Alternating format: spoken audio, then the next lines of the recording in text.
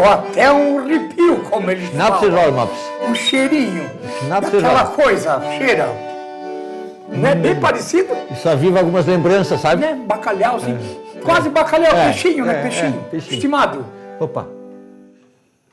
Meu Deus, mas que abocanhada, tu estavas com muita fome, pelo jeito, hein, estimado.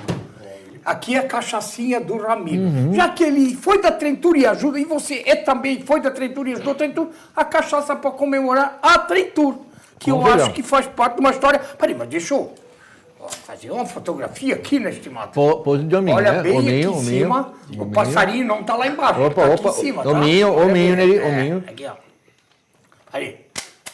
Aí agora dá um... Isso. Show! Você fez arquitetura, é um profissional da área. Como está esse crescimento tão grande da criatividade na arquitetura? Eu faço sempre agora, como eu estou ministrando aulas também nessa área, tanto aqui como também em Caçador, eu sempre tenho procurado pensar a respeito disso. No nosso caso específico, aqui em Rio do Sul, eu estou aqui há 25 anos, cheguei no dia 17 de outubro de 1990, e é assombroso a evolução que o mercado, que o nosso dia a dia vivenciou em relação à arquitetura. Tanto é que a prova disso é que nós já temos um curso aqui instalado, né? Que até no começo havia uma certa dúvida se haveria resposta, se haveria adesão da comunidade. Quem coordena é a arquiteta Maristela Poleza, exatamente, nossa coordenadora. E agora nós temos a segunda turma, está entrando agora, as entradas são anuais, né? E novamente nós tivemos preenchimento completo das vagas. Isso é só para poder atestar como esse mercado, como essa área evoluiu e se desenvolveu. Se eu te disser que quando eu cheguei aqui em 1990, pouquíssimas pessoas, um número muito restrito de pessoas compreendiam o papel do arquiteto e do urbanista, porque geralmente essa formação é conjunta. Claro, o urbanismo está junto. Se forma arquitetura para depois construir-se a cidade. É uma satisfação muito grande essa evolução. As pessoas pegavam o quê? Um engenheiro ou um desenhista e mandavam para lá, né? Esse assunto em relação a desenhista é importante. Nós temos hoje, através de uma série de ações, tanto do CREA, que hoje os arquitetos não pertencem mais, estão ligados a um outro conselho, ao CAL, mas desde que eu cheguei em Rio do Sul, para ter uma ideia, eu fui o quarto arquiteto a chegar em Rio do Sul. Estavam já aqui a Maristela Poleza, o Antônio de Pádua Botelho e o Ari Xavier, que se não me engano hoje mora em Florianópolis. Então eu fui o quarto arquiteto a chegar em Rio do Sul. Os desafios eram muito grandes, mas essa compreensão se expandiu, se alargou. E não foi só em função do boom da área da construção civil agora nos últimos 3 anos, com estímulo através de financiamento público, não. Antes mesmo disso já começou a haver uma compreensão maior. Então, realmente é um mercado, é uma área, não só um mercado, mas uma área que foi possível uma evolução. Mais pessoas passaram a ter a compreensão e ter acesso ao trabalho do arquiteto. E hoje, na verdade, para desenvolver um projeto, o dedo do arquiteto, ele é muito importante para as pessoas entenderem. Quem está lá no nosso interior da Albertina, no interior de Londres, Presidente Getúlio, Dona Ema, lá no Taió, lá em Rio do Campo, na Petrolândia, na Embuia, o valor do arquiteto, claro que isso hoje é uma coisa até corriqueira, não, vamos pegar um arquiteto, mas ainda não é costumeiramente no interior que se usa o profissional arquiteto para desenvolver o primeiro projeto. Exatamente, não é comum.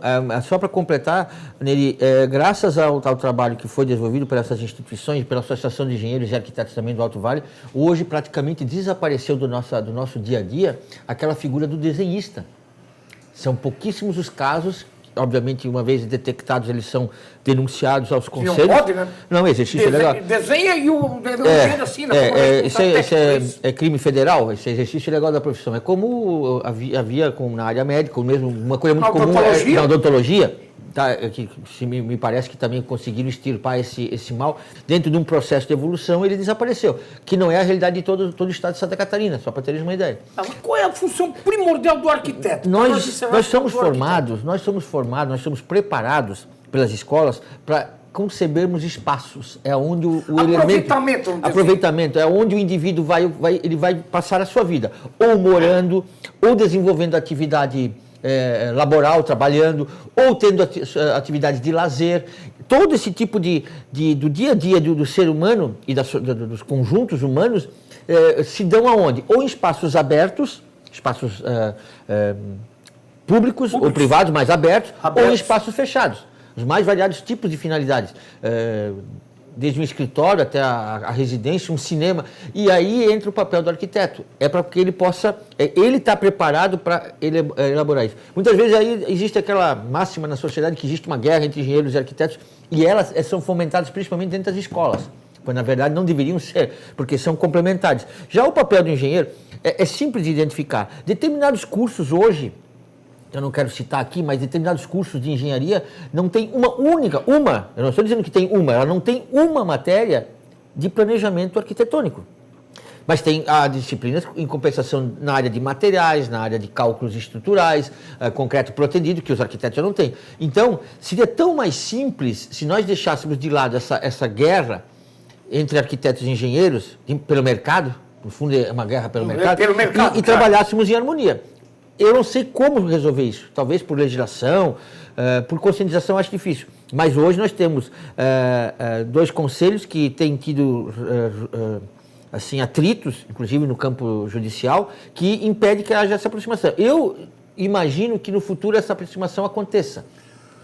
O arquiteto pode ser um responsável técnico do Sem dúvida, pode? Sem dúvida. E aí sem vem dúvida. a ciumeira. Aí começa o problema. Assim como nós, arquitetos, hoje, podemos ser responsáveis por uma série de atividades, tanto na área de planejamento arquitetônico, como, por exemplo, projetos estruturais, nós, arquitetos, podemos. O engenheiro civil. E a coisa, na verdade, quando se pensou em criar o Conselho de Arquitetura e Urbanismo, que foi uma luta de 30 anos, Neri, se imaginava que isso fosse melhorar a condição. Piorou.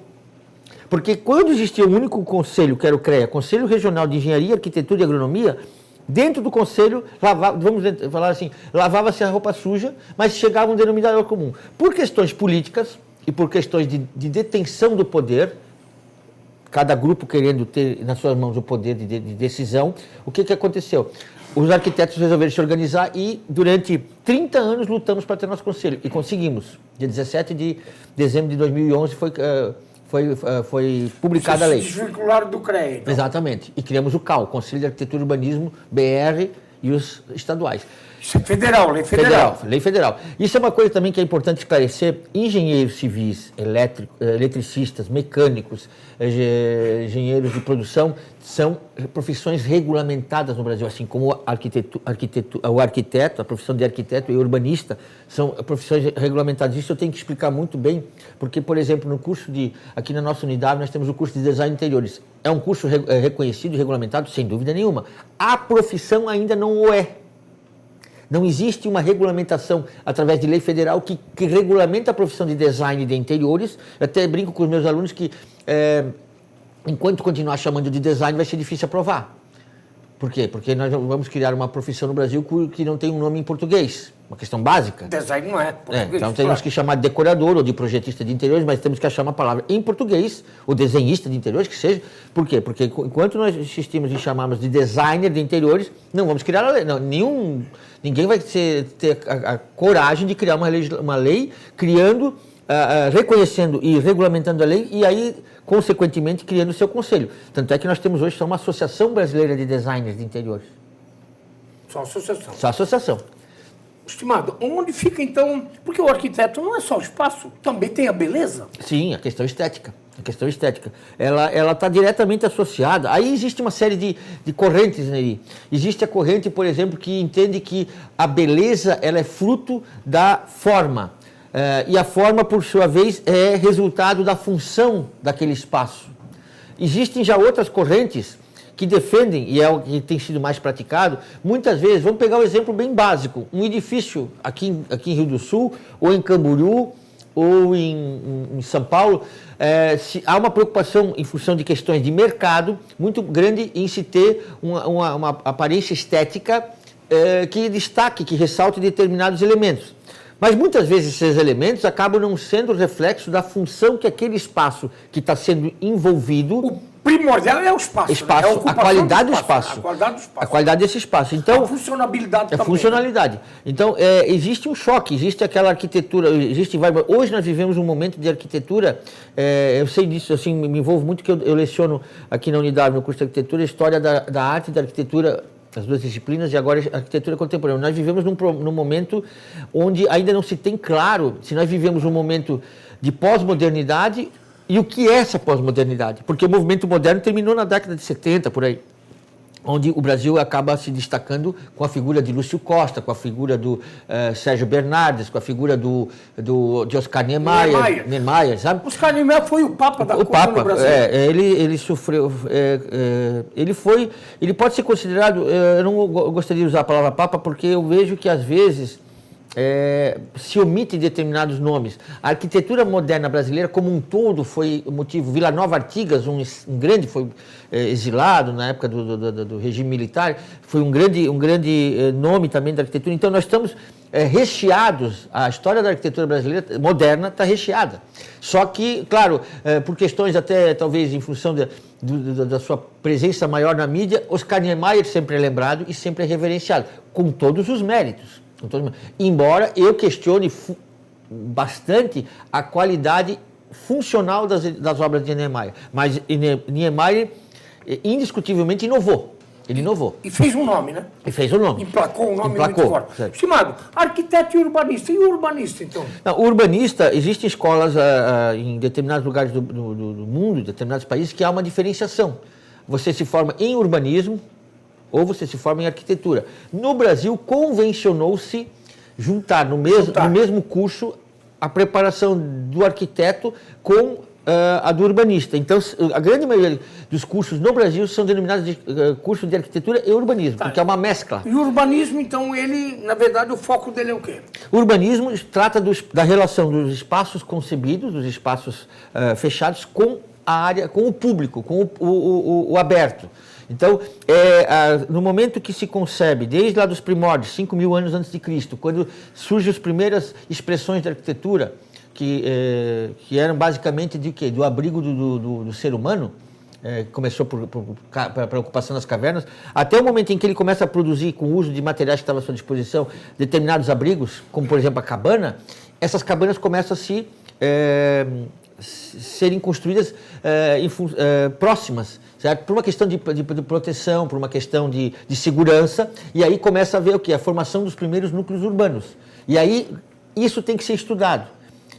Isso vai desaguar agora, Neri, no nosso cotidiano, com essa necessidade de plano diretor, de leis urbanísticas que controlem a ocupação do solo urbano. E falando em plano diretor, eu quero ir no plano diretor. Certo. Então, nós podemos responder isso depois? Podemos, claro. No nosso intervalo? Certo, logo em seguida. Que isso é um assunto importante. Fundamental. O Rio do Sul vive esse momento de mudança de plano diretor, né, de planejamento urbano, enfim, de mobilidade urbana, né? Então nós vamos escutar um pouquinho o nosso Raimundo Schroeder do Fundo Canoas. O nosso sambista teuto brasileiro. E depois nós vamos retornar para o outro bloco do programa. Vamos falar de plano diretor.